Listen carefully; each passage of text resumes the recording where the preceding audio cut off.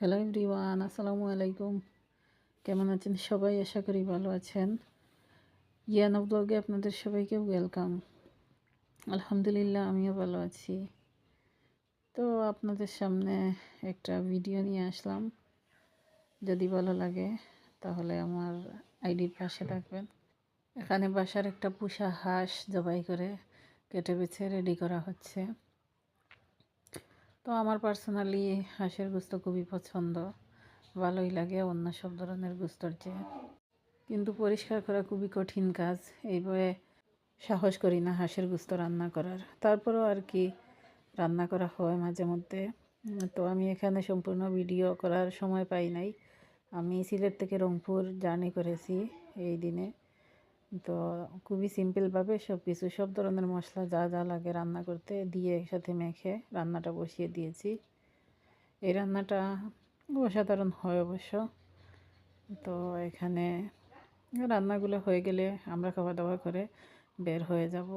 তো আমরা ওই দিন কোনো নির্দিষ্ট গাড়ি ছিল না, যে কোন গাড়িতে আসবো না আসবো এটা আমাদের কোনো ডিসিশন ছিলই না। তারপরে আমরা এখানে কাউন্টারে গিয়ে একটা বাস ঠিক করে নিলাম। তো বাসের পরিবেশটা খুবই সুন্দর ছিল। বেশিরভাগ সময় ট্রেনেই জার্নি করি, সেজন্য বাসের সাথে এটা মানে একটা পরিচিত নয়। তো নতুন বাস ইম্পিরিয়াল ছিল, সার্ভিস ভালোই ছিল। আমরা নির্দিষ্ট টাইমের প্রায় 1 ঘন্টা আগে এসে ঢাকা পৌঁছে গেছি। তো খুবই সকাল সকাল আমরা, রাতের জার্নি ছিল, ঢাকা পৌঁছে গেছি। তো এখন আমরা ওই কিছু জায়গা বাস থেকে নেমে হেঁটে হেঁটে মেট্রো রেলের গেটের সামনে এসে দেখি তখনও গেট খোলাই হয় নাই। তারপরে এখানে দাঁড়িয়ে কিছুক্ষণ অপেক্ষা করার পর গেটটা খুলে দিছে। তো এজ এ বাংলাদেশি হিসাবে আমরা প্রাউড ফিল করতে পারি। আমাদের একটা মেট্রো রেল আছে, নতুন করে বলার কিছু নাই এখানে। অনেক কয়েকবার মেট্রো রেল আমার ওটা হয়েছে। তো এখানে এসে মানে খুবই সকাল, এখনও কাউন্টারেও কাউ বসে নাই। দাঁড়িয়ে কিছুক্ষণ থেকে অপেক্ষা করে তারপর নিজে নিজে টিকিট করার একটা অপশান আছে, ওখান থেকে টিকিট নিলাম আমরা। আমাদের গন্তব্য ছিল মিরপুর 11। বেশ কিছুক্ষণ সময় লেগেছে এখানে দাঁড়িয়ে থেকে অপেক্ষা করতে করতে। কাউন্টারে কোনো লোকজন আসে নাই।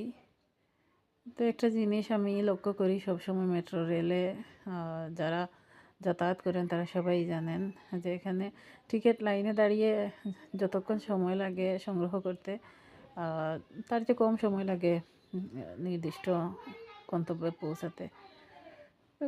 সকালের সময় একদম ফাঁকা, লোকজন নাই বললেই চলে। মেট্রো